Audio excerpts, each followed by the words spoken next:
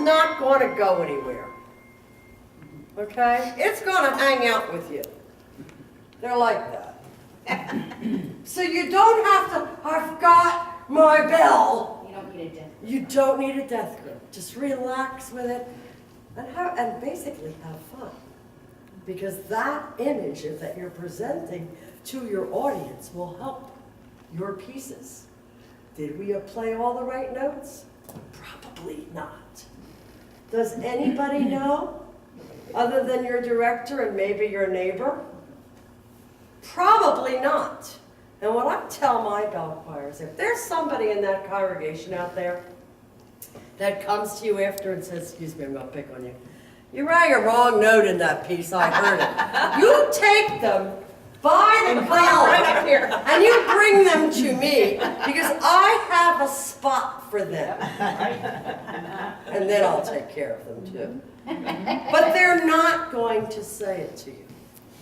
I have a group, I call them baby bells, but they're not children, they're all beginners and non-music readers. Nobody reads music, which never rattles my tree. I never make it a requirement that you must, in my choirs, that you must read music. No. I could teach you that. You know, if you can count to 4, I can make you a bell ringer, is my theory. But I call them baby bells. We practiced this piece probably for 9 months. They rang it absolutely beautifully. It was only a 2-octave piece. I only have 5 ringers.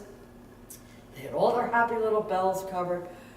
We practiced that morning in church, like about, I think it was 5 after 9. I was like dumbfounded. Oh, now I'm nervous. They played it perfectly. So we did it again, and we did it again. Life was good. Now, by the time we get to ring it, it was now about 10:25. Life is good. We are up to page 2 at the top of the page. Only 2 pages. I'm thinking, it's in 4. We might get through this. And a bell ringer, right there, didn't play a measure because she doesn't play in that measure. So she didn't count that measure. And I watched it go plunk, plunk, plunk down the line. I went, 25. Train wreck. Right. Before we hit the train wreck. Well, I mean, we only had like 3 measures. 25, and we just started right there. It took about 2 seconds. I personally don't have a problem stopping in church. I've done it more than once. I don't Is either. it my favorite thing to do? Not necessarily. One time the train wreck was so bad that I stopped in church, and now they're all rattled. And I turned around and I decided I'd talk to the congregation. So I told them how difficult it is and how we really could use more ringers because it would make it so much easier. And I'm trying to get them to relax. The congregation laughed. They laughed. We turned around. I gave them a measure number and we played the rest just fine.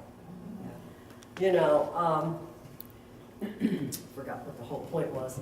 But that's not the end of the world. If you play something wrong and you go, ooh, then they know. If I play, I'm going to steal your bell again. I'll steal this one. This bell, and it's supposed to be this one. If I just dampen this one out, you have a lovely chord.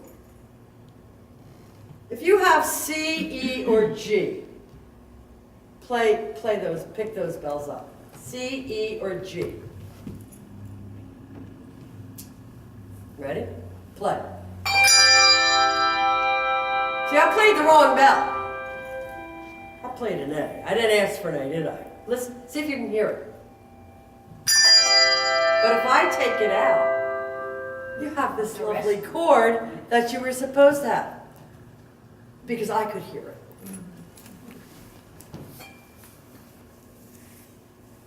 So if you play it wrong and you snuff it out right away, it's not gonna. It's not as disastrous if you can hear it. I do have one ringer who can't hear it. She also can't match pitches. But I'm aware of that. You know, so you work around it. And she's been ringing 35 years. And she really still does not read music. So I color code her music for her. I don't let her color code it. I do it. Do I miss a bell sometimes? All of a sudden she'll say, measure 42, is that a B on beat 3? And I'll say, why, isn't it marked? Because I did it. And she'll say, no. I said, what was a test? You get an A.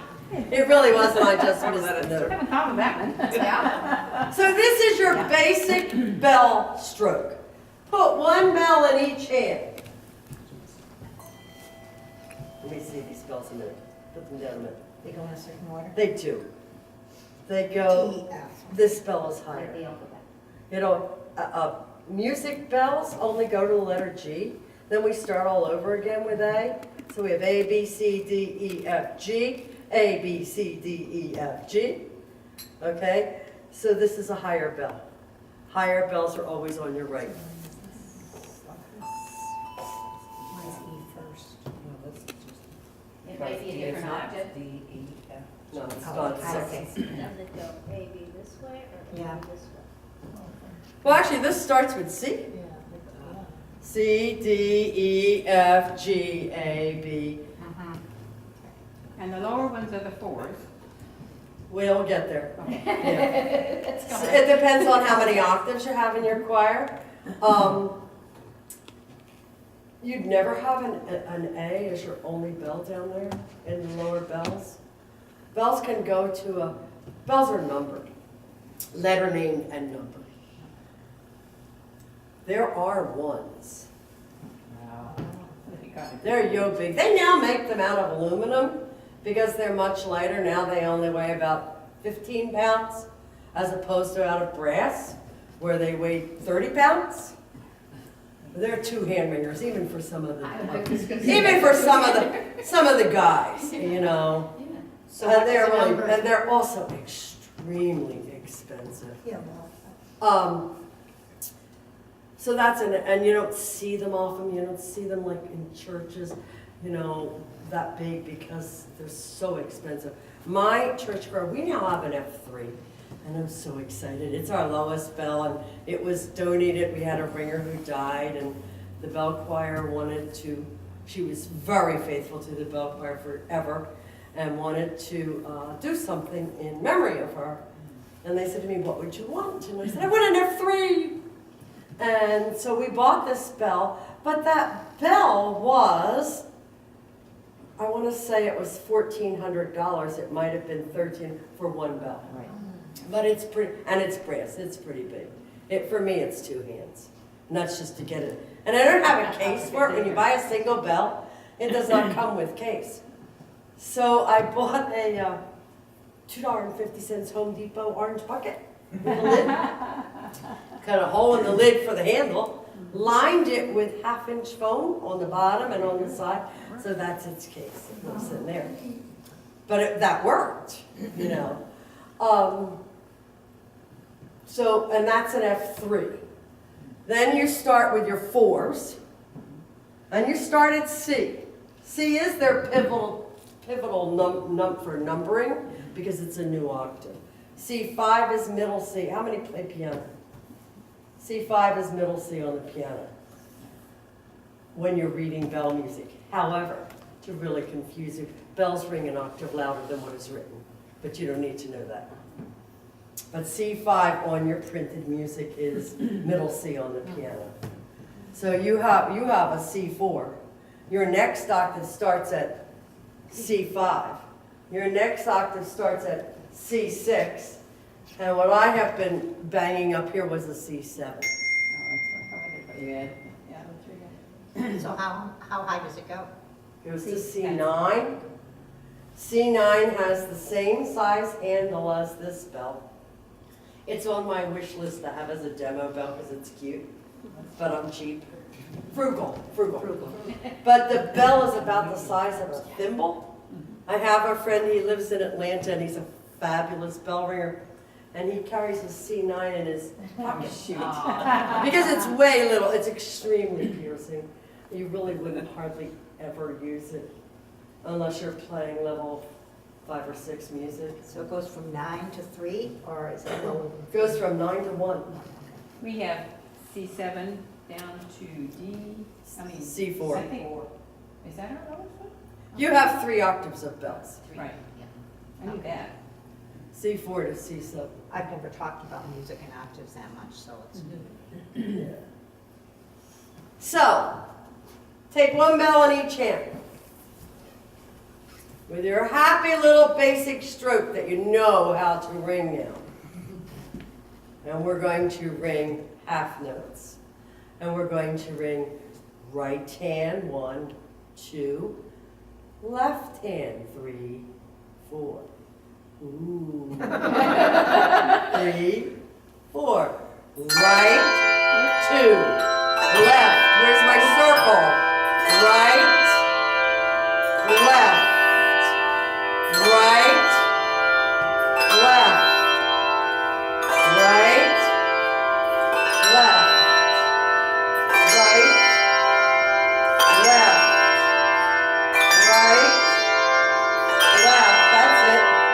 Right, left. Well, now, you know, that's like a cacophony of sound. I have to go get another bell. Excuse me. These two bells now. Yeah. doesn't want us to do. So we need to get rid of some of our sounds so it's not good. Right. So it sounds better. So when we strike, just watch, our right hand, when I am ready to strike my left hand at the same time, I'm going to put this one on my shoulder. Right? Ready? Oh. Half notes again. Right, left. Don't forget your circle. Relax.